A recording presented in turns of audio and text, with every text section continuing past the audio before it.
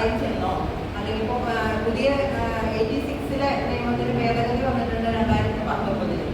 അതിൽ ഓൺലൈൻ പർച്ചേസും കൂടെ. അപ്പോൾ 86 കാലഘട്ടങ്ങളിൽ ഇപ്പോൾ ഓൺലൈൻ പർച്ചേസൊക്കെ നമുക്കിപ്പോൾ ഈ അടുത്ത കാലത്താണ് ഫെമിലിയർ ആയത്. കൂടുതലും കുറേ പരസ്യങ്ങൾക്ക് നമ്മൾ ഫേസ്ബുക്ക് ആയാലും ഇൻസ്റ്റഗ്രാം ആയാലും ഇല്ലാത്തവരാരും ഉണ്ടാവില്ല എന്ന് ഞാൻ വിചാരിക്കുന്നു. അപ്പോൾ അതിൽ വരുന്ന പല ആളുകളിൽ നിന്നും നമ്മൾ പല പ്രോഡക്റ്റ് പർച്ചേസ് ചെയ്യാറുണ്ട്. അപ്പോൾ അതിൽ ഞാനൊരു അഭ്യർത്ഥന മാത്രമേ ഉള്ളൂ, റെപ്യൂട്ടഡ് ആയിട്ടുള്ള ഓൺലൈൻ വ്യാപാര സ്ഥാപനങ്ങളിൽ ഇൻസ്റ്റിറ്റ്യൂഷൻസിൽ നിന്ന് മാത്രം പ്രോഡക്റ്റ് പർച്ചേസ് ചെയ്യുക എന്നുള്ളതാണ് നമുക്ക് പറയാനുള്ളൊരു കാര്യം. കാരണം എന്താണെന്ന് വെച്ചാൽ നമുക്ക് ഉപഭോക്താക്കൾക്ക് സംരക്ഷണവും അവകാശവും ഒക്കെ ഉണ്ടെങ്കിലും അത് നമുക്ക് പരാതി കൊടുക്കാൻ ഒരു സ്ഥാപനം വേണ്ടേ. അതായത് നമ്മളൊരു പ്രോഡക്റ്റ് ഫ്ലിപ്കാർട്ടിൽ നിന്ന് എന്തെങ്കിലും ഒരു പ്രോഡക്റ്റ് പർച്ചേസ് ചെയ്തു എന്ന് വിചാരിക്കും. അപ്പോൾ ഫ്ലിപ്കാർട്ടിന് നമ്മൾ എതിരെ കേസ് കൊടുക്കാം. ഫ്ലിപ്കാർട്ട് അതിനൊരു ഡീലർ മാത്രമാണ്. ഫ്ലിപ്കാർട്ട് നമുക്ക് പല കമ്പനികളുടെ സാധനങ്ങൾ നമുക്ക് എത്തിച്ചു തരുന്ന ഒരു ഏജന്റ് എന്ന് വേണമെങ്കിൽ പറയാം. ആ പ്രോഡക്റ്റ് ഉണ്ടാക്കിയ ഒരാളുണ്ടാവും, മാനുഫാക്ചറർ. അപ്പോൾ ആ മാനുഫാക്ചറർ ഏതാണെന്ന് അറിയാൻ ചിലപ്പോൾ ചില കബളിപ്പിക്കുന്ന പരസ്യങ്ങളിൽ ഉണ്ടായിരുന്നു വരില്ല. അപ്പോൾ ആ അഡ്രസ്സ് അറിയാതെ നമുക്ക് എന്ത് ചെയ്യാൻ പറ്റില്ല, പരാതി ബോധിപ്പിക്കാൻ പറ്റില്ല. നമുക്ക് അവരെ കണ്ടെത്താനോ നമുക്ക് കോടതിയിൽ നിന്ന് നോട്ടീസ് അയക്കാനോ ഒന്നും പറ്റില്ല. അപ്പോൾ നമ്മൾ കടയിൽ നിന്ന് ഒരു സാധനം വാങ്ങുമ്പോൾ നമ്മൾ പലരും ഞാനായാലും നമ്മൾ തൊട്ടടുത്ത കടയിൽ നിന്നൊക്കെ പോയി ചെറിയ എന്തെങ്കിലും സാധനം ഒരു സോപ്പോ അല്ലെങ്കിൽ ഒരു ബിസ്ക്കറ്റോ വാങ്ങുമ്പോൾ നമ്മൾ ബില്ല് ചോദിച്ച് വാങ്ങാറില്ല. ഒരു സാധനം വാങ്ങുമ്പോൾ നമ്മൾ എന്തൊക്കെ ശ്രദ്ധിക്കണം? ഒരു പാക്കഡ് പ്രോഡക്റ്റ് ആണെങ്കിൽ നമ്മൾ എന്തൊക്കെ ശ്രദ്ധിക്കണം? അതിന്റെ എക്സ്പയറി നമ്മൾ നോക്കും. ഇപ്പൊ ബിസ്ക്കറ്റ് ആണെങ്കിൽ തന്നെ പല തരം കമ്പനികളുടെ പല ബിസ്ക്കറ്റ് ഉണ്ടായിരിക്കും. അപ്പൊ നമ്മൾ അതിന്റെ ക്വാളിറ്റി നമുക്ക് യൂസ് ചെയ്ത് നമ്മൾ അറിയുന്നുണ്ടാവും. മുന്നേ ഉപയോഗിച്ചിട്ടുള്ള സാധനങ്ങളാണെങ്കിൽ നമുക്ക് അറിയുന്നുണ്ടാവും. ടേസ്റ്റ് ആയാലും അതിന്റെ കൂടെ എങ്ങനെയാണെങ്കിലും അത് നമ്മൾ അറിയുന്നുണ്ടാവും. അപ്പോൾ നമ്മൾ അതിന്റെ വില നോക്കും. പിന്നെ എന്ത് നോക്കും? ഈ കടകളിലെ റെപ്യൂട്ടഡ് ആയിട്ടുള്ള സ്ഥാപനങ്ങളുടെ അല്ലാതെ തന്നെ ചെറിയ ചെറിയ ട്രാൻസ്പെറന്റ് കവറുകളിൽ സാധനങ്ങൾ വരുന്നുണ്ട്. നിങ്ങളെല്ലാവരും തന്നെ വാങ്ങിയിട്ടുണ്ടാവും. ഒരു പേരോ ഒന്നും തന്നെ ഇല്ലാത്ത പ്രോഡക്റ്റും ഇന്ന് മാർക്കറ്റിൽ വിൽക്കപ്പെടുന്നുണ്ട്. നമ്മൾ വാങ്ങിയിട്ടുണ്ടാവും. അതിൽ നിന്ന് എന്തെങ്കിലും സംഭവിച്ചാൽ നമ്മൾ എന്ത് ചെയ്യും? എവിടെ പരാതി കൊടുക്കും? അപ്പൊ കൂടുതലും നമ്മൾ ഒരു പ്രോഡക്റ്റ് വാങ്ങുമ്പോൾ നമ്മൾ അതിന്റെ പേര്, അതിന്റെ മാനുഫാക്ചറർ, അതിലെ കണ്ടന്റ്സ് എല്ലാം നോക്കി മനസ്സിലാക്കാൻ പറ്റുന്നവര് നോക്കണം. നമ്മൾ കടയിൽ നിന്ന് സാധനം വാങ്ങുമ്പോൾ മാത്രമല്ല ഉപഭോക്താവാകുന്നത്. കടയിൽ നിന്നും നമ്മളൊരു സാധനം വാങ്ങുമ്പോൾ അതിനൊരു ഫിസിക്കൽ പ്രോഡക്റ്റ് നമ്മുടെ കയ്യിൽ വരുന്നു. അപ്പോൾ എന്തെങ്കിലും ഒരു പ്രോഡക്റ്റ് നമ്മൾ കയ്യിൽ കൊണ്ടുപോകാവുന്ന, നമ്മുടെ വീട്ടിലേക്ക് കൊണ്ടുപോകാവുന്ന ഒരു പ്രോഡക്റ്റ് വരുമ്പോൾ മാത്രമല്ല നമ്മൾ ഉപഭോക്താവാകുന്നത്. മറ്റൊരു തരത്തിലും സർവീസും ഒരു ഉപഭോക്താവിന്റെ കീഴിൽ പെടുന്നതാണ്. അതായത് ബാങ്ക്, അതുപോലെ ഹോസ്പിറ്റല്, അവിടെ നമ്മൾ സർവീസാണ് സ്വീകരിക്കുന്നത്. ബാങ്ക് നമ്മളെ സർവീസ് ചെയ്യാണ് ചെയ്യുന്നത്. ചേട്ടൻ ചോദിച്ചു, ആരോ ചോദിച്ചു, അല്ല ഈ മാഡം തോന്നുന്നു, അതായത് 1000 രൂപ മിനിമം ബാലൻസ് ഇരിക്കെ, ഇപ്പൊ ബാലൻസ് ഇല്ലാതെ വരുമ്പോൾ അതിൽ നിന്ന് എമൗണ്ട് പിടിച്ചു പോകുന്നു എന്ന് പറയും. നമുക്ക് പലപ്പോഴും ഉണ്ടായിട്ടുണ്ടാവും. നമ്മൾ ബാങ്കിൽ അക്കൗണ്ട് തുടങ്ങുമ്പോൾ ചിലര് 0 ബാലൻസിലായിരിക്കും തുടങ്ങിയിട്ടുണ്ടാവാം. ചിലർ 1000 ബാലൻസിലായിരിക്കും, ചിലർ 5000 ബാലൻസിലായിരിക്കും. അത് ഓരോ അക്കൗണ്ടിന്റെയും രീതി അനുസരിച്ചിരിക്കും. അപ്പോൾ നമ്മൾ ഒപ്പിട്ട് കൊടുക്കുന്ന ഫോമില് അതിന്റെ കണ്ടീഷൻസ് ഉണ്ടായിരിക്കും. മിനിമം 1000 രൂപ കീപ്പ് ചെയ്യണം. അല്ലെങ്കിൽ ചെക്കുള്ള അക്കൗണ്ട് ആണെങ്കിൽ അതിന്റെ എമൗണ്ടിൽ വ്യത്യാസം വരും. പിന്നെ ബാങ്കിൽ തന്നെ ഇപ്പൊ ഇതെങ്ങനെയാണ് ഈ അമൗണ്ട് രൂപ പോയിട്ടുള്ളതെന്ന് നമ്മൾ അക്കൗണ്ട് സ്റ്റേറ്റ്മെന്റ് എടുത്താലേ മനസ്സിലാവുള്ളൂ. ഇതിപ്പോ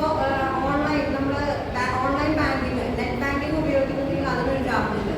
അതുപോലെ തന്നെ ATM ഉപയോഗിക്കുന്നതിന് ചാർജ് ഉണ്ട്. ATM ഉപയോഗിക്കാവുന്ന ലിമിറ്റ് ഉണ്ട്. അപ്പൊ അതിൽ കൂടുതലാണെങ്കിലും അല്ലെങ്കിൽ അങ്ങനെ വരുന്ന ബാങ്കിന്റെ സർവീസ് ചാർജ് വർഷത്തിൽ പിടിക്കാറുണ്ട്. ബാങ്ക് അത് ഈടാക്കാറുണ്ട്. അത് മാഡത്തിന്റെ വന്ന ഒരു മാസം 200 രൂപ ഉണ്ടായിരുന്നു. ഇത് ബാങ്കിൽ ചോദിച്ചില്ല. അടുത്ത മാസം 5000 വന്നപ്പോൾ ബാങ്കിൽ നിന്ന് സ്റ്റേറ്റ്മെന്റ് എടുത്ത് ബാങ്കിൽ അന്വേഷിച്ചില്ല. ബാങ്കിൽ കംപ്ലൈന്റ് ചോദിച്ചു. കംപ്ലൈന്റ് ചെയ്തപ്പോൾ പിന്നെ പറയാം, അപ്പൊ പറയാം പറയുന്നത് ബാങ്കിൽ വരുന്ന പ്രശ്നങ്ങൾക്ക് നമ്മൾ ബാങ്കിൽ ആദ്യമായി പരാതി കൊടുക്കുന്ന ബാങ്ക് ഓംബുഡ്സ്മാനാണ്. ഇതുവരെ പരാതി കിട്ടിയില്ല. ശരിക്കുള്ള കണക്ക് തരുന്നില്ല, ഒന്നും തരുന്നില്ല. അതിനുള്ളതാണ് ഞാൻ പറയുന്നത്. കോഴിക്കോടുള്ളവർ എൻ്റെ ഫ്രണ്ട് കേസ് കൊടുത്തു ഹൈക്കോടതിയിൽ. കേസ് കൊടുത്തപ്പോൾ അവർക്ക് 10000 രൂപയും കൊടുത്തു. ഈ അവരെ കുറിച്ച് മനസ്സിലാവും. ഞാനിലേക്ക് വരാം.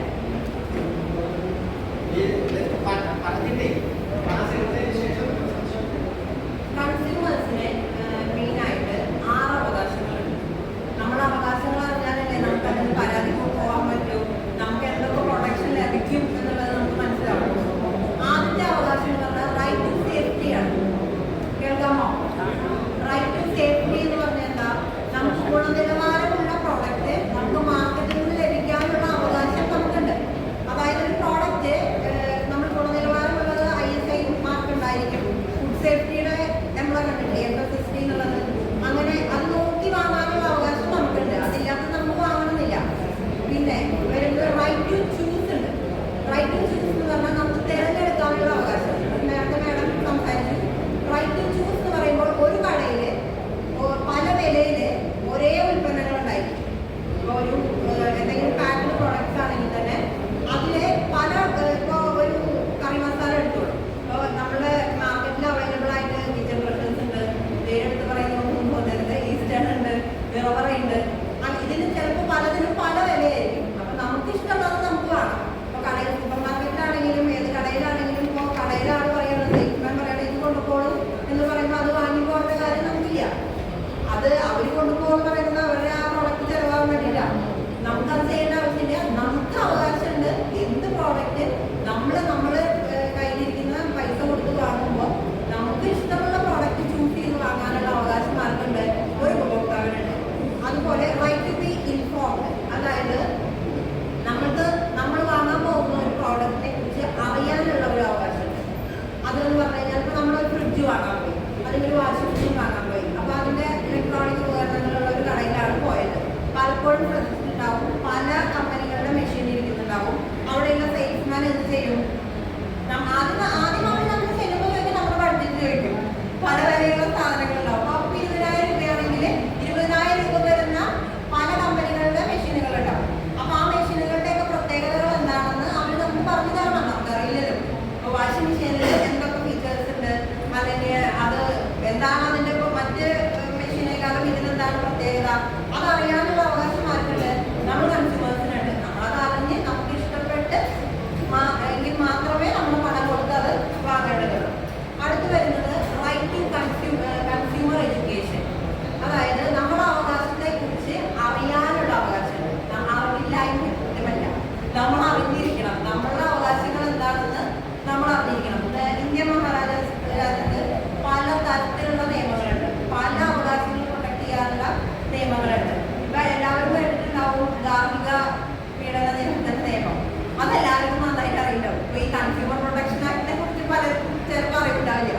ഇത് കുറെ നാളായിട്ട് കേൾക്കുന്നുണ്ട്. അപ്പൊ അതെന്തുകൊണ്ടാണ്? അപ്പൊ ആ ഒരു പ്രൊട്ടക്ഷൻ ഒരു വിമണ് വേണമെന്നുള്ളത് കൊണ്ട് പലരും ആ നിയമത്തെ ആശ്രയിക്കുന്നു. നമ്മൾ വാങ്ങിയ പ്രോഡക്റ്റ് നമ്മൾ അത് അല്ലെങ്കിൽ മോശമാകുമ്പോൾ അല്ലെങ്കിൽ കേടാവുമ്പോൾ നമ്മൾ അതിന് പലരും പരാതിപ്പെടാറില്ല. അതിന് പിന്നാലെ പോകണ്ട, ചെലവ് കൂടുതലാണ്, അല്ലെങ്കിൽ ഒരു അഭിഭാഷകയോ വയ്ക്കണം, അല്ലെങ്കിൽ നമ്മളത് നടക്കണം, അങ്ങനെയൊക്കെ വിചാരിച്ച് പലരും വ്യവഹാരപ്പെടാറില്ല എന്നുള്ളതാണ് സത്യം. അപ്പോൾ വ്യവഹാരപ്പെടണമെങ്കിൽ എന്ത് വേണം? നമ്മളെ അവകാശങ്ങളെ കുറിച്ചോ അല്ലെങ്കിൽ ഈ പ്രൊട്ടക്ഷനെ കുറിച്ച് നമുക്ക് ഒരു അറിവ് ലഭിക്കണം. അറിഞ്ഞാൽ മാത്രമാണ് നമുക്ക് അതിനെ വ്യവഹാരം കൊടുക്കാനോ അല്ലെങ്കിൽ അതിൻ്റെ റെമഡി സ്വീകരിക്കാനോ നമുക്ക് പറ്റുള്ളൂ. റൈറ്റ് ടു ബി ഹേർഡ്, അതായത് നമ്മളുടെ പരാതി നമുക്ക് ഉണ്ട് എന്ന് പറഞ്ഞിട്ട് നമുക്ക് ഉണ്ടാതിരിക്കാൻ പറ്റില്ലല്ലോ. നമ്മളെ പരാതി ബോധിപ്പിക്കാനൊരു സ്ഥലം വേണം.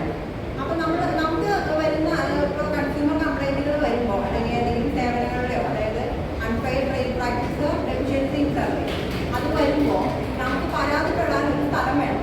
അതിനെയാണ് പറയുന്നത് റൈറ്റ് ടു ബി ഹേർഡ്. നമ്മുടെ പരാതി ബോധിപ്പിക്കാനും റിട്ടേണായിട്ട് പരാതി ബോധിപ്പിക്കാനും അതിന് റെമഡി തരാൻ വേണ്ടി ഒരു സ്ഥാപനം വേണം അല്ലെങ്കിൽ ഒരു സ്ഥലം വേണം. പിന്നെ റൈറ്റ് ടു സീക്ക് കോമ്പൻസേഷൻ. നമ്മളുടെ കോമ്പൻസേഷൻ എന്ന് പറയുന്നത് ഒരു പ്രോഡക്റ്റ് വാങ്ങി അത് കേടായി. ഇപ്പോൾ ഒരു ഫ്രിഡ്ജ് വാങ്ങി അത് നമ്മൾ ഉപയോഗിച്ചു അല്ലെങ്കിൽ 2 ആഴ്ചയോ അല്ലെങ്കിൽ വാങ്ങിയ 2 ആഴ്ച എന്തായാലും ഒരു വാറണ്ടി ഉണ്ടാവും. ഒരു 2 ആഴ്ച ഒരു മാസത്തിനുള്ളിൽ ആ പ്രോഡക്റ്റ് കേടായെന്ന് വിചാരിക്കും. അല്ലെങ്കിൽ ചിലപ്പോൾ ഫ്രീസർ കംപ്ലൈൻ്റ് ആയിരിക്കും, തണുക്കുന്നില്ല, അല്ലെങ്കിൽ നമ്മുടെ ഭക്ഷണ സാധനങ്ങൾ വയ്ക്കുന്നത് കേടായി പോകുക, അതൊക്കെയാണല്ലോ ഫ്രിഡ്ജിൽ വരുന്ന കംപ്ലൈൻറ്റ്. അല്ലെങ്കിൽ ഫ്രിഡ്ജ് ഓൺ ആവുന്നില്ല. അങ്ങനത്തെ കംപ്ലൈൻറ്റ് വരുമ്പോൾ നമുക്കത് പരാതിപ്പെട്ട് അതിന് വരുന്ന കോമ്പൻസേഷൻ എന്ന് പറയുന്നത് ഒന്ന് എന്ന് പറയുന്നത് ആ സാധനത്തിൻ്റെ വിലയാണ്. നമ്മളൊരു 30,000 രൂപ കൊടുത്തിട്ട് ഒരു ഫ്രിഡ്ജ് വാങ്ങിച്ചാൽ കംപ്ലൈന്റ് അയച്ചാൽ ആ 30,000 രൂപയും നമുക്ക് തിരികെ ചോദിക്കാനുള്ള റൈറ്റ് നമുക്കുണ്ട്. അതുപോലെ തന്നെ ആ പ്രോഡക്റ്റ് നമ്മൾ ഉപയോഗിച്ചതുകൊണ്ട് നമുക്ക് വന്ന സാമ്പത്തിക നഷ്ടം, അതുപോലെ നമ്മുടെ മാനസിക വ്യത, അതായത് നമുക്ക് നേരിടേണ്ടി വന്ന മാനസികമായ ബുദ്ധിമുട്ടുകൾക്ക് അത് വിലമതിക്കാനാവാത്തതാണ്. അത് നമുക്ക് കോടതിയോട് കോമ്പൻസേഷൻ ആവശ്യപ്പെടാം. ഇനി വരുന്നത് നമ്മൾ how to file a complaint എന്നുള്ളതാണ്. നമ്മൾ എങ്ങനെ ഒരു പരാതി കൊടുക്കുന്നത്?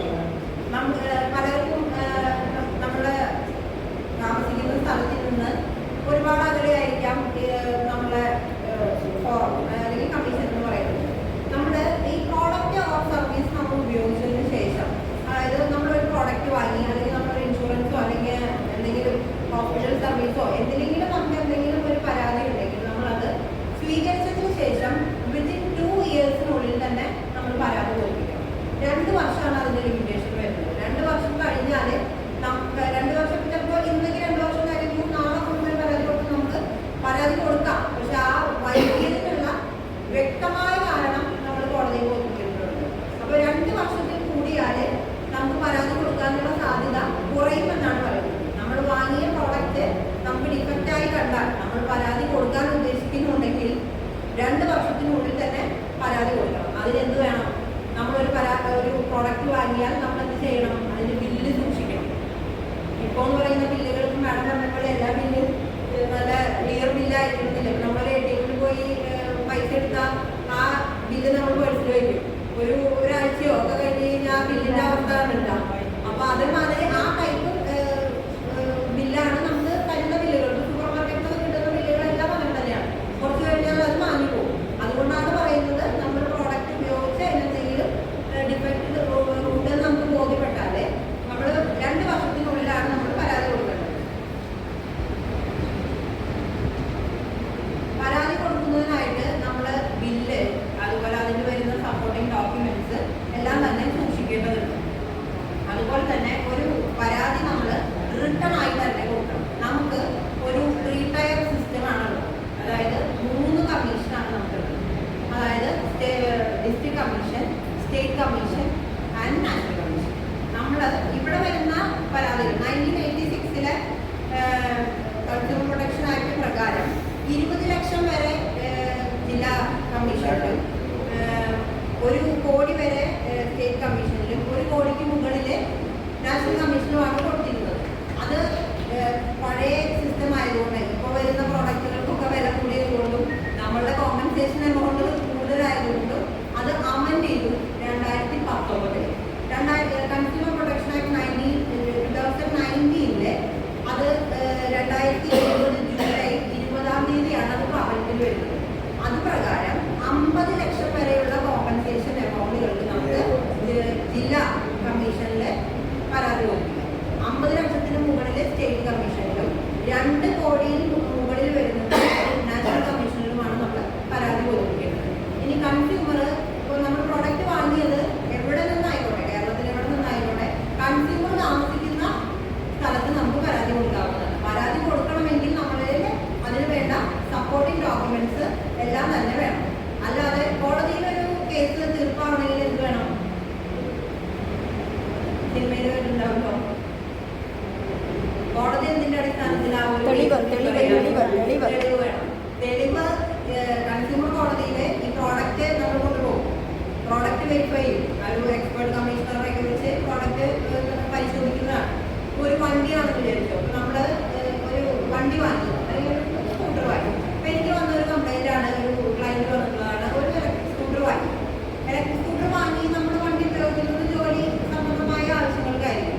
വണ്ടി നമ്മൾ ഓടുമ്പോൾ അതിൻ്റെ ഡിഫക്റ്റ് എന്ന് പറയുന്നത് വണ്ടി റോഡിൽ ഓടുമ്പോൾ ആ വണ്ടി പെട്ടെന്ന് നിൽക്കും. ഇലക്ട്രിക് സ്കൂട്ടറാണ്.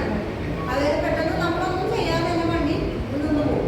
നിന്ന് പോകുമ്പോൾ സ്വാഭാവികമായിട്ട് എന്ത് സംഭവിക്കും? നമ്മൾ ബ്രേക്ക് പിടിക്കാതെയോ ബാക്കിൽ വരുന്ന വണ്ടിക്ക് അറിയില്ല ഈ വണ്ടി ഇപ്പോൾ നിൽക്കുമെന്ന്, പെട്ടെന്ന് ഓഫായി പോകും. പിന്നെ അത് സ്റ്റാർട്ടാവില്ല. സ്വാഭാവികമായും ബാക്കിൽ വരുന്ന വണ്ടി ഇടിക്കും. ബ്രേക്ക് പിടിക്കുമ്പോൾ ഇതിനകത്ത് ബാക്കിലുള്ള വണ്ടികൾക്ക് മനസ്സിലാവും